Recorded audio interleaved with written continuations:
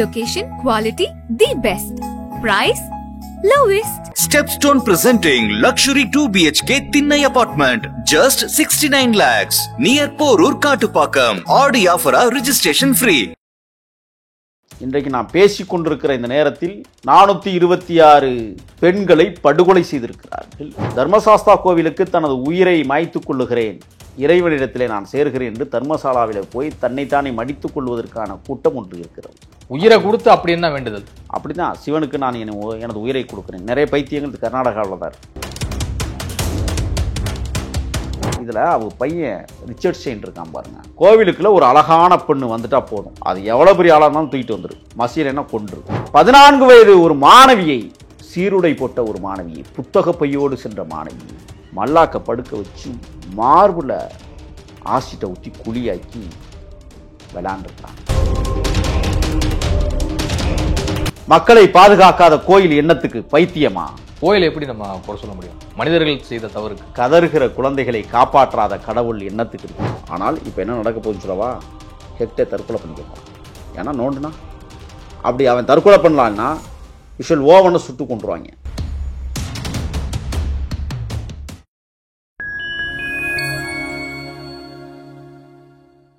Fine time media நேயர்களுக்கு வணக்கம். நான் உங்கள் சிங் துகன். நம்ம சிறப்பு நிகழ்ச்சியில் நம்மோடு இணைந்திருக்கிறார் சமூக செயற்பாட்டாளர் திரு முகில் அவர்கள். வணக்கம். வணக்கம். எப்படி இருக்கீங்க? நலமா இருக்கிறேன். கர்நாடகாவில் தட்சிணா கன்னடா மாவட்டத்தில் தர்மஸ்தலா கோயில் இருக்கு. இந்த தர்மஸ்தலா கோயில் உண்மையாகவே இந்துக்களால் மிகவும் கொண்டாடப்படுகிற ஒரு கோயில். குறிப்பா எல்லா மாநிலங்களிலிருந்தும் இந்த கோயிலுக்கு படையெடுத்து போய் அந்த சாமியை வணங்குறத வழக்கமா வச்சிருக்காங்க. ஆனா அதே தர்மஸ்தலாவில் ஒரு பெரிய விவகாரம் இன்னைக்கு பூதாகரமாக இருக்கிறது. கிட்டத்தட்ட ஒரு 4 நாட்களாகவே கர்நாடகா மாநிலம் முழுவதும் இப்படி ஒரு அதிர்ச்சியா அப்படின்னு சொல்லிட்டு எல்லாம் திகைச்சு போயிருக்காங்க. நாடே இன்னைக்கு உத்து கவனிச்சுட்டு இருக்கு என்னதான் நடக்குதுன்னு. கிட்டத்தட்ட 100 பிணங்களை நான் புதைச்சிருக்கேன் அப்படிங்கிற ரீதியில அங்கு வேலை செய்த ஒரு துப்புரவு பணியாளர் அது மாதிரி ஒப்புதல் வாக்குமூலம் கொடுத்திருக்கிறார்.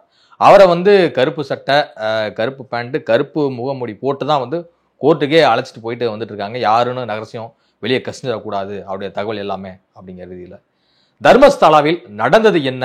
ஏன் கோயிலுக்கு வந்த பெண்கள் மீது இவ்வளவு பெரிய பாலியல் வன்கொடுமை, அத்துமீறல் எல்லாமே நிகழ்ந்திருக்கிறது?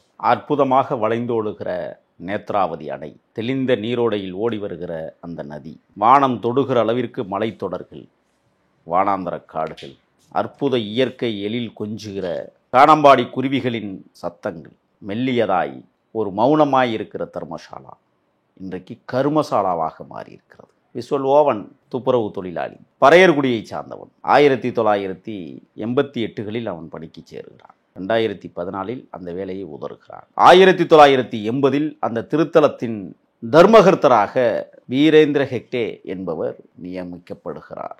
அவர் பாரதிய ஜனதா கட்சியினுடைய தற்போதைய மாநிலங்களவை உறுப்பினர். அவருடைய தம்பி கஜேந்திர ஜெயின், அவருடைய மகன் ரிச்சர்ட் செயின். தொடக்கம் 1980களில் தொடங்குகிறது. சரி, தர்மதாஸ்தா திருத்தலம் அன்னப்பர் என்கிறவரால் சுமார் 800 ஆண்டுகளுக்கு முன்பு நடுகள் திட்ட வழிபாட்டு முறையை காந்தாரியை போல உருவாக்குகிறார். அந்த அன்னப்பருடைய வழிபாட்டு முறை அன்றைக்கு இருந்த மக்களால் கவனமாக இருக்கப்பட்டு கையாளப்பட்டு கடவுளாக சித்தரிக்கப்படுகிற சிவன் திருத்தலத்தை அவர் உருவாக்கி வைத்திருக்கிறார். நடுகள் திட்ட வழிபாட்டு முறை. காலம் கடக்கிறது. எத்தனையோ தர்மகர்த்தர்கள் அந்த இடத்திலே பணியாற்றினார்கள். வீரேந்திர ஹெக்டேவிற்கு சொந்தமான பொறியியல் கல்லூரி, மருத்துவக் கல்லூரி, பள்ளிக்கூடங்கள், வணிக நிறுவனங்கள் என்று தர்மசாலாவை நிறைத்து வைத்திருக்கிறது. அது மட்டுமல்ல, இன்றைக்கு நான் பேசிக்கொண்டிருக்கிற இந்த நேரத்தில் 426 பெண்களை படுகொலை செய்திருக்கிறார்கள், கற்பழித்திருக்கிறார்கள். 2 விதமா இந்த கற்பழிப்பை நம்ம எடுத்துக்கலாம். தர்மசாஸ்தா கோவிலுக்கு தனது உயிரை மாய்த்துக் கொள்ளுகிறேன், இறைவனிடத்திலே நான் சேர்கிறேன் என்று தர்மசாலாவில் போய் தன்னைத்தானே மடித்துக் கொள்வதற்கான கூட்டம் ஒன்று இருக்கிறது. அதுதான் அவர்களுக்கு சாதகம். அது என்ன அப்படி வேண்டுதல்? உயிரை கொடுத்து அப்படி என்ன வேண்டுதல்? அப்படிதான், சிவனுக்கு நான் எனது உயிரை கொடுக்கிறேன். நிறைய பைத்தியங்கள் கர்நாடகாவில் தான் இருக்கு. சிவன் என்னைக்குமே அப்படி சொன்னதில்லை. எனக்கு அவர் சொல்ல மாட்டார். அவர் இருந்தா தானே சொல்றதுக்கு. அடி முட்டாள்களாக எப்படி தமிழ்நாட்டில் திருச்செந்தூரும் திருத்தணியும் பழனியும் நமக்கு முருகப்பெருமான் அருளாசி பெறுகிறார் என்கிற நம்பிக்கையில் தமிழர்கள் ஓடிச் செல்கிறோமோ, அதை போல கர்நாடகத்தில் இருக்கிற மக்கள் தர்மசாலாவையும் மாதேஸ்வரன் மலையையும் தேடி ஓடுவார்கள்.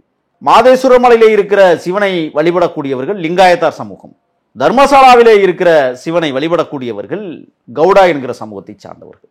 இந்த படுகொலைக்கு பின்னால் 70% பெண்கள் பார்ப்பனிய பெண்கள் என்கிற தகவல்கள் இப்பொழுது வந்திருக்கிறது. ஏன் இவர்கள் பார்ப்பனிய பெண்களை குறிவைத்தார்கள்? இதெல்லாம் சாதியா நான் பேசுறேன்னு சொன்னா இது மிக மிக முக்கியமான ஒரு விடயம். பொதுவா பெண்கள் இவ்வளவு பேர் பாதிக்கப்பட்டிருக்காங்க, பாதிக்கப்பட்ட தரப்புன்னு சொல்லி பேசலாமே, ஏன் பர்டிகுலரா அதுக்குள்ளேயும் பார்ப்பனியம் அப்படின்னு சொல்லிட்டு ஒரு பிரிவினரை மட்டும் உற்று நோக்குறீங்க பாக்குறீங்க? இல்ல, அந்த சரியான சந்தேக கேள்வி பொருத்தமானதாக இருக்கு. 70% பார்ப்பன பெண்ணுகளை இவங்க கற்பழிச்சு கொடூரமாக கொலை செய்திருக்கிறார்கள்னா அதுக்கு ஒரே ஒரு காரணம், அந்த பார்ப்பனிய சமூகம் போராடாத ஒரு சமூகம், காவல் நிலையத்துக்கு போகாது, 3% மக்கள் தொகை கொண்ட சமூகம், ஒரு பெரிய கிளர்ச்சியை அவர்களால் உருவாக்கி விட முடியாது. இதை இந்த ஜெயின் சமூகம், அந்த சமூகத்தைச் சேர்ந்த வீரேந்திர ஹெக்டே, அவருடைய தம்பி கஜேந்திர ஜெயின் போன்றவர்கள் துல்லியமாக கணக்கிட்டு பார்ப்பனிய பெண்களை அழைத்து வந்து முடிக்கிறது வேலை. இதில் அவங்க பையன் ரிச்சர்ட் செயின் இருக்கான் பாருங்க, கோவிலுக்குள்ள ஒரு அழகான பெண்ணு வந்துட்டா போதும், அது எவ்வளோ பெரிய ஆளாக இருந்தாலும் தூக்கிட்டு வந்துரு, மசீலன்னா கொன்று. நான் ஏற்கனவே சொன்னது போல 2 விதமான கொலைகள் இங்கே நடந்திருக்கிறது. ஒன்று, தர்மசாலாவின் கோவில் திருத்தலத்தில் தான் சமாதி அடைகிறேன் என்று போன பெண்கள் அழகா இருந்தால் தூக்கி கொண்டை கெடுத்துட்டு கொன்று அதை எரித்து அந்த நதிக்கரையிலேயே சாம்பலை கரைச்சி விட்டுருவாங்க. நதியில் வருகிற நீரோடை தண்ணீர் அளவுக்கு அதிகமாக வருகிற போது எரித்த தடயங்களையும் அழித்து கொண்டு சென்று விடும்.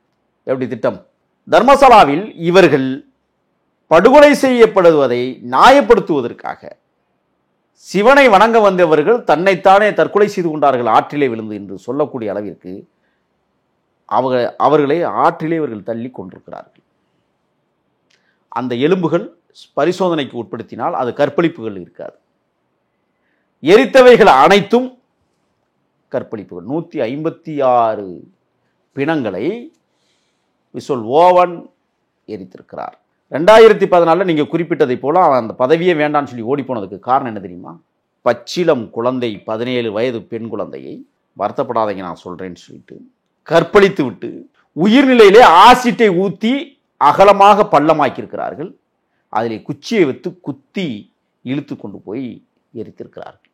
கேட்கறதுக்கே புதுசாக இருக்குல்ல. 14 வயது ஒரு மாணவியை, சீருடை போட்ட ஒரு மாணவியை, புத்தக பையோடு சென்ற மாணவியை மல்லாக்க படுக்க வச்சு மார்பில் ஆசிட்டை ஊற்றி குழியாக்கி விளாண்டுருக்கிறாங்க. ஒரு ஆசிட் ஒன்று இருக்கான், அது ஆசிட் வந்து இரும்பு தாதுகளை சுத்தப்படுத்துவதற்கான ஆசிட்டு அவங்க கையில் இருந்திருக்கு. என்ன செய்வாங்கன்னா, கற்பழிச்சிட்டு கொண்டுட்டு அந்த தூக்கி ஒரு அண்டாக்குள்ளே அந்த ஆசிட் வைப்பாங்கன்னா, அப்படியே தூக்கி உள்ளே போட்டாங்கன்னா தண்ணியில் அப்படியே கரைஞ்சி தண்ணி ஆயிடுமா. அதை அங்கே இருக்கிற நேத்ராவதி ஆற்றிலே கொண்டே ஊற்றி விடுவது. உங்களால் தடயம் கண்டுபிடிக்க முடியுமா? நூற்றுக்கணக்கான பிணங்களுக்கு மார்பகங்கள் கடித்து குதறப்பட்டிருப்பதாக இன்றைக்கு விஷுவல் ஓவன் தெரிவித்திருக்கிறார் என்றால் எண்ணுவதற்கே பயமாக இருக்கிறது. மனித மிருகங்கள் எப்படி இந்த தேசத்தில் நடமாடி இருக்கிறார்கள் என்பதற்கு சாட்சி. ஒரு நாடாளுமன்ற உறுப்பினர் 80ல் பதவி வைத்திருக்கிறான், 88 வரை இவன் ஆடிய கூத்துகள் என்ன வெளிச்சத்துக் கொள்ள. ஏன்னா அப்ப விஷுவல் ஓவன் பணியில இல்லை. சரி, 2014க்கு பிறகு விஷுவல் ஓவன் அவர்கள் அங்கே பணியில் இல்லை, தப்பிச்சு ஓடிட்டார். எப்படி? ஏதாவது செய்தி வெளியில் வந்துச்சுன்னா உன் குடும்பத்தையே இது போல கொன்றுவோம், உன்னையும் கொன்றுவோம், உயிரோட விட மாட்டோம். ஓவனை பலமுறை கடப்பாறையால் அடித்திருக்கிறார்கள், எரிக்க முடியாதுன்னு சொன்ன பிறகு. ஓவனுக்கு எப்போ பிரச்சனை வருதுன்னு சொன்னால், அந்த 17 வயது குழந்தையினுடைய அந்த பெண் உறுப்புலை ஆசிட்டை ஊற்றி இவர்கள் மோசமாக கொலை செய்து கொண்டு வந்து கொடுக்கிற போது, தான் பெற்ற பிள்ளை இந்த குழந்தையாக இருந்தால் நாம் மனசு எவ்வளவு கதறி துடிக்கும் என்பதை ஓவன் உணர்ந்த காரணத்தால் அந்த இடத்திலிருந்து தன் குடும்பத்தை தயார்படுத்தி வைத்து அப்புறப்படுத்தி மகாராஷ்டிரா மாநிலத்துக்கு போயிட்டார். அடுத்து 17 ஆண்டுகளாக இந்த பிணங்களை எரிப்பதும் புதைப்பதுமான வேலைகளில் ஈடுபட்ட ஓவன் மகாராஷ்டிராவில் போய் தலைமறைவாக இருந்து மனச்சாட்சி கேட்காம 17 ஆண்டுகளுக்கு பிறகு பெங்களூருக்கு வர்றாரு. இதுக்கு இடையில பெல்தாங்காடி நீதிமன்றம், அங்கே தான் அவர் என்ன செய்கிறாரு, ரகசிய வாக்குமூலம் கொடுக்குறாரு. இந்த வாக்குமூலத்தில் ஒரு உரைக்குள்ள யார் குற்றவாளிகள் அப்படிங்கிற ஒரு பெயர் பட்டியலை அந்த உரைக்குள்ள வச்சு ஒரு பைக்குள்ள எலும்புக்கூடுகள், மண்டை ஓடுடன் கூடிய எலும்புக்கூடுகளை எடுத்துட்டு வந்து அந்த பெல்தாங்காடி கிராமத்தில் நீதிமன்றத்தில் அதை சமர்ப்பிக்கிறார். யாரின் மூலமாக? பெங்களூரு உயர்நீதிமன்றத்தினுடைய மூத்த வழக்கறிஞர் ஒருவரின் மூலமாக கொண்டு போய் அங்கே அதை ஒப்படைக்கிறாங்க. காவல்துறை கண்டுக்கவே இல்லை, நீதிமன்றம் கண்டுக்கலை. இதுக்கிடையில் இன்னொன்று நடந்திருக்கு. ஜூலை மாதம் 16 அன்னைக்கு நேத்ராவதி ஸ்நான படிக்கட்டு அந்த இதில் புண்ணியஸ்தானம் ஆடுவோம்னு சொல்லுவாங்கள்ல, அப்படி ஆடிக்கொண்டிருக்கிற போது மண்டை ஓடுகள் ரெண்டும் எலும்புகள் கிட்டத்தட்ட ஒரு ஒரு ஒரு சாக்கு நிரம்புற அளவுக்கு தண்ணியில் அடிச்சுட்டு போயிட்டு இருந்தது. புண்ணியஸ்தானம் செய்ய போன ஓதுவார்கள் அதை பார்த்து விட்டு அதிர்ச்சியாகி அவர்கள் ஓதுவார்கள், பிராமணர்கள் கையில் எடுக்கலாம் பயந்துக்கிட்டு. நாம் பேசிக்கொண்டிருக்கிற நேரத்தில் இதுவரை 107 பிணங்களுடைய எலும்புக்கூடுகள் எடுக்கப்பட்டிருப்பதாக நமக்கு செய்திகள் வருகிறது. 426 படுகொலைகளை இந்த ஓவன் அவர்கள் எரித்திருக்கிறார், புதைத்திருக்கிறார். 100க்கு இப்போ 106 எடுத்திருக்காங்க. இன்னும் மீதமெல்லாம் இது செம்மணி புதைகுழியை விட மிக மோசமாக இருக்கிறது. அது இனத்திற்கான எலும்புக்கூடுகள், இது காமத்திற்கான எலும்புக்கூடுகள். எப்படி இருக்கு? இதில் 2025 ஜூலை மாதம் 20 சிபிஐ விசாரணை வேண்டும் என்று பொதுநல அமைப்புகள் வழக்கு தொடுக்கிறது. ஒரு சாதாரண டிஎஸ்பி பிரணவ் மொஹாண்டி அப்படிங்கிற ஒருவருடைய தலைமையில் 4 உயரதிகாரிகளை சிபிஐ இப்போ விசாரணை நடைபெற்றிருக்கு. அஜித்குமாரை போல அழுத்தமான சிபிஐ அதிகாரிகள் இல்லை இவ்வளவு பெரிய சம்பவத்துக்கு. தனஞ்சய் என்கிற உச்சநீதிமன்றத்தினுடைய வழக்கறிஞர் 426 பேர் படுகொலை செய்யப்பட்டிருக்கிறதை கடிதமாக முதலமைச்சருக்கும் உள்துறை செயலாளருக்கும் உயர்நீதிமன்றத்தினுடைய தலைமை நீதியரசருக்கும் கடிதம் எழுதுகிறார்.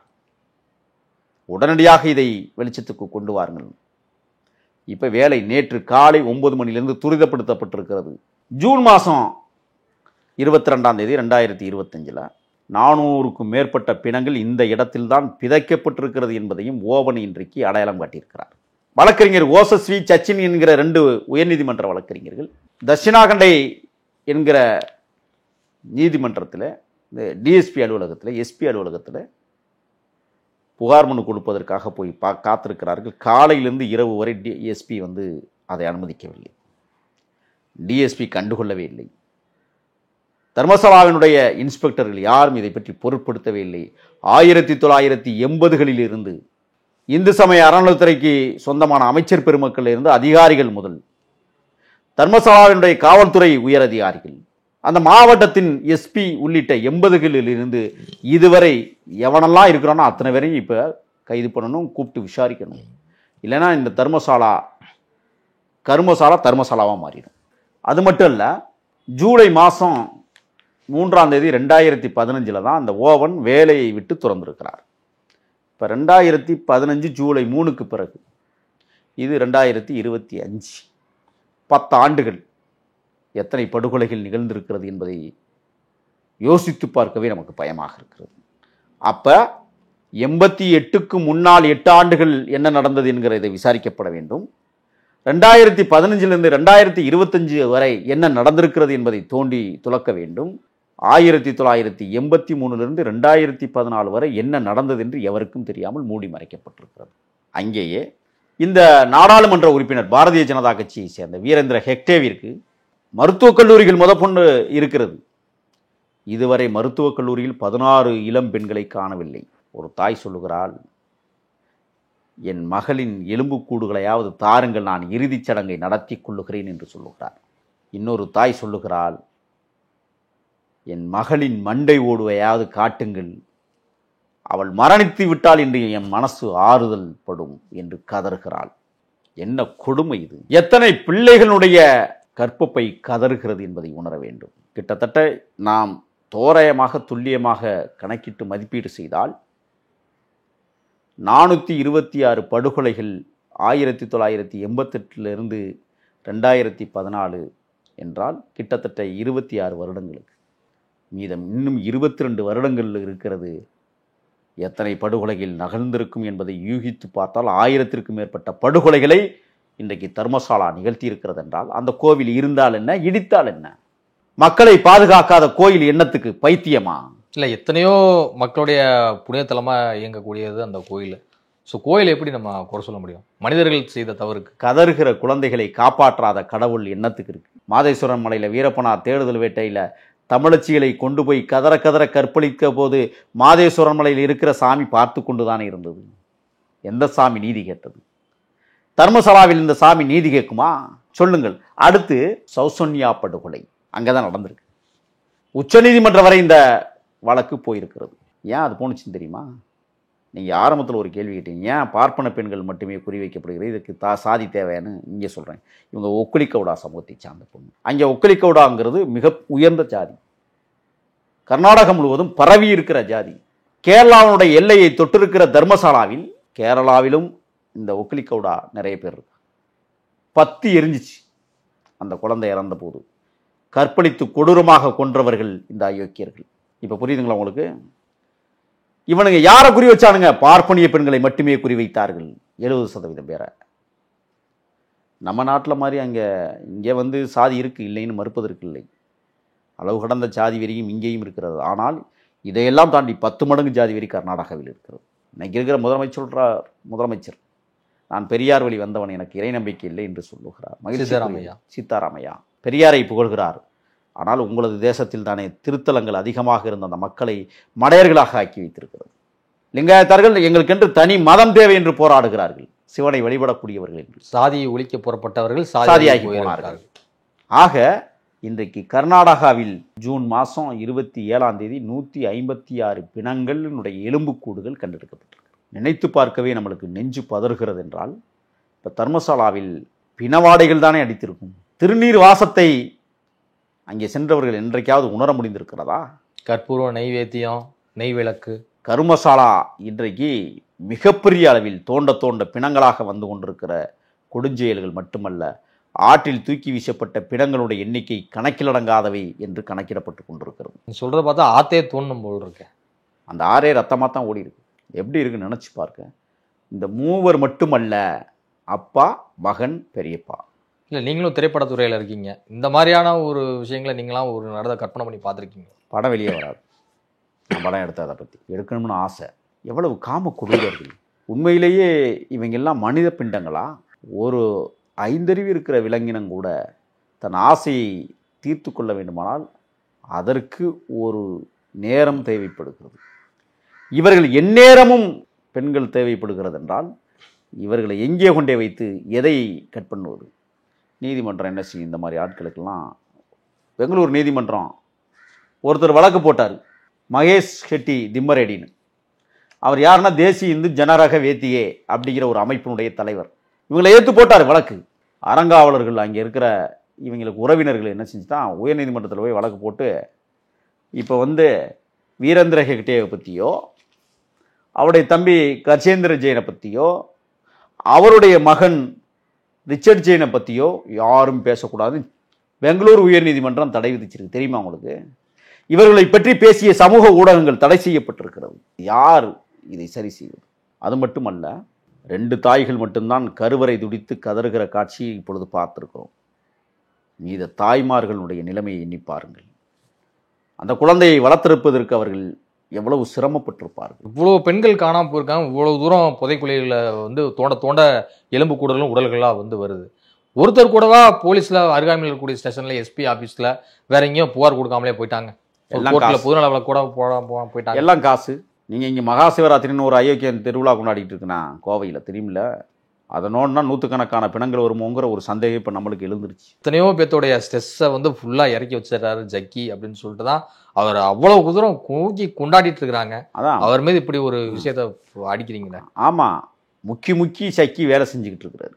நான் சொல்கிறேன், இன்னொரு தர்மசாலா கோவை, அது என்ன இடம்? ஈஷா யோகா மையம் விசாரணைக்கு உட்படுத்தப்பட வேண்டும்னு நான் சொல்கிறேன். பல பிணங்கள் இங்கேயும் இருக்கிறது. வெள்ளையங்கிரி மலை பக்கத்தில். ஆமாம், வெள்ளியங்கிரி மலை. வனத்தையே சுரட்டி வளம் குளித்தவன் இங்கே இருக்கிற ப்ராப்பரா அனுமதி பெற்று தான் எல்லாமே கட்டியிருக்கோம் அப்படிங்கிறாங்க. வனையிலாக இங்கே அனுமதி கொடுத்திருக்கிறது. ஆனால் ஏழைகள் மாடு மேய்ப்பதற்கு அனுமதி இல்லை. தர்மசாலாவில் வனத்திற்குள் புதைக்கப்பட்ட பிணங்களே 100கணக்கான பிணங்கள் என்று சொல்லப்படுகிறது. வனத்துறை அதிகாரிகள் எப்படி இதை வேடிக்கை பார்த்தார்கள்? டிஎஃப்ஓ எங்கே போனா? இப்ப அந்த வனத்துறைகிட்ட அனுமதி பெற்று தான் அங்க இருக்கிற பிணங்களை நோண்டணும். இல்ல, அவங்களுக்கு இந்த விஷயம் தெரியாம இருந்திருக்குமோ என்னமோ அவங்க பார்வை. நீ வனத்தை பாதுகாத்த இல்ல, இவ்வளவு தூரம் கொலை குற்றங்கள் நடத்துகிற இந்த குற்றவாளிகள் வந்து ரொம்ப சேஃப் சோனா எல்லாமே பண்ணிருப்பாங்க போல் இருக்கேன். இதுல இப்ப இவங்க 3 பேரும் கற்பழிச்சு இவங்க 3 பேரும் தூக்கி கொண்டே போனதை புதைச்சிருப்பானா? விஷுவல் ஓவனை போல எத்தனை பேர் அவன் நியமிச்சிருப்பான்? எவ்வளவு சம்பளம் கொடுப்பான்? சரி, இதுல சம்பாரிச்சாங்களா என்னன்னு ஒரு கேள்வி இருக்குல்ல. கற்பழிக்கிறாங்க, கொன்னுடுறாங்க, புதைச்சிடுறாங்க, எரிச்சிடுறாங்க. இதுல என்ன சம்பாதி? கோயிலுக்கு வரக்கூடிய பெண்கள் கண்டிப்பா நகை இது மாதிரிலாம் அடைந்து வரது. அதுல என்ன எவ்வளவு சம்பாதி? பெரும்பாலும் பார்ப்பனிய பெண்கள் நகை போடுவதில்லை. அது உங்களுக்கு தெரியுமா? ஒருத்தரோடு மூக்கு குத்துவாங்க. கவனித்து பாருங்கள் நீங்கள். அவர்கள் நகையெல்லாம் அதிகமாக அணிய மாட்டாங்க. தங்களே அழகு தோள்களிலேயே அழகுபடுத்தி கொள்ளக்கூடியவர்கள் அந்த சமூகத்தை தப்பாக சொல்லலாம். நீண்ட கிளிமூக்குடன் கூடிய உருவ அமைப்பை கொண்டவர்கள் அவர்கள் கைவர்க்கண வாய் வழியாக வந்ததுனால அவங்களுக்கு கிளிமூக்கு வடிவத்தில் தான் இருக்கும் எல்லாருக்கும். அப்படி ஏதாவது வேறு வடிவத்தில் இருந்தால் அது எங்கேயோ கிராஸ்ன்னு நினச்சிக்கோங்க. ஆக தர்மசாலா அன்னைக்கு கர்மசாலாவாக மாறி இருக்கிறது என்றால் பெங்களூர் உயர்நீதிமன்றம் தானாக முன் வந்து இந்த வழக்கை எடுக்க வேண்டும். இல்லையில் உச்சநீதிமன்றம் தீவிரமாக கண்காணித்து முறையான சிறப்பு குழுவை உருவாக்க வேண்டும். நூற்றுக்கணக்கான பெண்களுக்கு வாழ்வாதாரத்தை இந்த அரசு தீர்மானிக்க வேண்டும். அந்த இழந்த குடும்பங்களினுடைய கணக்கெடுப்பு தேவை. அந்த தாய்களின் உள்ளம் கிட்டத்தட்ட 35 ஆண்டுகளாக கதறுகிறது. 35 வருஷத்துக்கு முன்னாடி ஒரு பொம்பளை பிள்ளை காணாமல் போச்சு. காணாமல் போகும்போது வயசு 17னா இன்றைக்கி வயசு அதுக்கு 52. ஒரு குடும்பத்தினுடைய தலைவியாக இருக்கக்கூடியவள், அவளை பெற்ற தாய் நேரம் உயிரை இழக்கிற ஒரு சூழல் இருக்கும். அவள் மனசுக்குள்ளே எவ்வளவு ஓடும். 17 வயசில் என் பிள்ளை காணாமல் போனால் வயசு இன்றைக்கி 45 வருஷம் ஆச்சு, 35 வருஷம் ஆச்சு. சொல்லுவதற்கு எவ்வளவு வேதனையாக இருக்கும். அந்த குழந்தை இருந்திருந்தால், அவளுக்கு ஒரு பிள்ளை இருந்திருந்தால், நான் சாகும்போது அந்த குழந்தை என் பிணத்தை தூக்கி அடக்கம் செய்யாதா? இந்த கனவு எத்தனை தாய்மார்களுக்கு இருக்கும்? யோசிச்சு பாருங்கள். கொஞ்சம் நினைக்கவே பதறுகிறது. ஆண்கள் ஒருவர் கூட இல்லை, அனைத்தும் பெண்கள் என்றால் கிட்டத்தட்ட 14 வயதிலிருந்து 35 வயதிற்கு உட்பட்ட பெண்கள் தான் 92% டார்கெட். இந்த 8% நான் சாக போகிறேன்னு வந்த பெண்களை சீரழித்து முடிச்சிட்டாங்க. எப்படி இருக்குது இது? உடனடியாக அந்த எம்பியை கைது செய்ய வேண்டும். வீரேந்திர ஹெக்டே அவன் தான் இதுக்கு மூல காரணம். அவன் அந்த தர்மகர்த்தாவா வந்ததுக்கு பிறகு தான் இவ்வளவு அட்டூழியங்கள். கோயில் தீட்டுப்பட்டு கிடக்கிறது. பரிகாரம் தேவை. இல்லை, இந்த வீரேந்திர ஹெக்டே தர்மகர்த்தாவாக இருந்தபோது சிறப்பாக தான் செயல்பட்டார் அப்படிங்கிற இதெல்லாம் இந்த கோயில் வட்டாரத்தில் தெரிவிக்கிறாங்களே, இதை எப்படி புரிஞ்சுக்கணும்? அவர் யார்ட்டுமே அதிகமாக பேச மாட்டான். 4 நிமிஷம் பேசினா 4 வார்த்தை பேசினா நறுக்குன்னு பேசிட்டு விட்டுறது. ஏன்னா அதை வெளியில் போய் சொல்லுவாங்க, அவர் பயங்கரமான ஆள், 4 வார்த்தை தான்ப்பா பேசுவார், அதுக்கு மேலே பேசவே மாட்டார். அதில் ஒரு பில்டப்பு. வர்றவங்களுக்கெல்லாம் அன்னதானம், சாப்பாடு, எவன் வந்தாலும் சாப்பாடு உண்டு. இறைப்பணியில் தீவிரமாக செஞ்சுருக்காரு போல் இருக்கு. பயங்கரமாக செஞ்சுருக்கிறாரு. களவியல் பணியில் ஒழுக்கமாக இருந்திருக்கிறாரு. அப்போ மக்கள்கிட்ட நல்லவனை போல நடித்து உள்ளே விஷத்தை கக்கியிருக்கிற வீரேந்திர ஹெக்டே போன்ற அயோக்கிய பயல்களை உச்சநீதிமன்றம் தீவிரமாக கண்காணித்து சிறப்பு குழுவை அமைத்து உடனடியாக அவெல்லாம் சாகும் வரை சிறைக்குள்ளே இருக்கணும். பரோலே இருக்கக்கூடாது. உற்றார் உறவினர்கள் யாரும் சிறையில் போய் பார்ப்பதற்கு அனுமதி இல்லைன்னு சொல்லணும். அனாதையா சாகணும். மரண தண்டனைக்கு நாம் எதிரானவர்கள். ஆயுளை அவர்களே முடித்து கொண்டால் பிரச்சனை இல்லை. ஆனால் இப்போ என்ன நடக்க போகுதுன்னு சொல்லவா? ஹெக்டே தற்கொலை பண்ணிக்கப்பான். ஏன்னா நோண்டுனா அப்படி அவன் தற்கொலை பண்ணலான்னா விஷுவல் ஓவனை சுட்டு கொண்டுருவாங்க. 2ல் ஏதாவது ஒன்று நடக்கும். இல்லை, கோர்ட்டில் வழக்கு விசாரணை போயிட்டு இருக்கு. என்னதான் அதற்கு முன்பாகவே முகில் ஏன் இப்படியான ஒரு கருத்தெல்லாம் அடிக்கிறாரு? முடிப்பாங்க. நீதிமன்றம் என்ன சொல்லும்? நீங்களே ஏன் ஒரு சரியான சாட்சிகள் இல்லாததால் ஆதாரங்கள் இல்லாததால் எத்தனை படங்கள் எரிக்கப்பட்டு சாம்பலாக ஆற்றுல கரைக்கப்பட்டிருக்கு. அதுக்கு என்ன ஆதாரம்? ஆகையால் இந்த வழக்கில் ஒரு குற்றமும் செய்யவில்லை வீரேந்திர ஹெக்டேவை இந்த நீதிமன்றம் உடனடியாக விடுதலை செய்கிறதுன்னு சொல்ல போகிறான். அப்போ என்ன பண்ணுவீங்க சொல்லுங்கள்? அதுக்கு பதில் என்ன? படுகொலையில் செய்து சாம்பலாக்கி ஆற்றிலே கலந்து விட்ட இந்த கொடூரக்காரர்கள், பணத்தை தூக்கி ஆற்றிலே வீசி கொடுமைப்படுத்தி கொன்ற இந்த அரக்கர்கள், நீதிமன்றம் எத்தனையை நீங்கள் எவிடன்ஸ் எடுக்கும்னு நீங்கள் நினைக்கிறீங்க? எத்தனை தடையல் அறிவியல் துறை அதிகாரிகள் போய் இப்போ சோதனை போகிறாங்க? ஆற்றுக்குள்ள இறங்கி சோதனை பண்ண போகிறாங்களா? அடிச்சுட்டு போன எலும்பு கூடெல்லாம் போய் தேட போகிறாங்களா கடற்கரையில்? நாம் ஆற்றில் வெள்ளம் வந்தால் மரம் செடிகளை அடித்து செல்லுகிற தண்ணீரைத்தான் பார்த்துருக்கிறோம். தர்மசாலாவில் ஆற்றில் அடித்து செல்லப்பட்ட மனித எலும்புக்கூடுகளை பார்க்க வேண்டிய துர்பாக்கிய நிலை இந்தியாவில் ஏற்பட்டிருக்கிறது என்றால் என்ன சொல்வது? ஆக இது முறையான உரிய நீதி விசாரணை தேவை. உரிய அந்த தகுந்த குற்றவாளிகள், இவர்கள் கொலை செய்திருக்கிறார்கள், எல்லோரையும் உச்சநீதிமன்றம் நேரடி கண்காணிப்பில் இறங்க வேண்டும் என்பதுதான் என்னுடைய தாழ்மையான கருத்தாக இருக்கிறது. இதுவரை உங்கள் பல்வேறு கருத்துக்கள் நன்றி.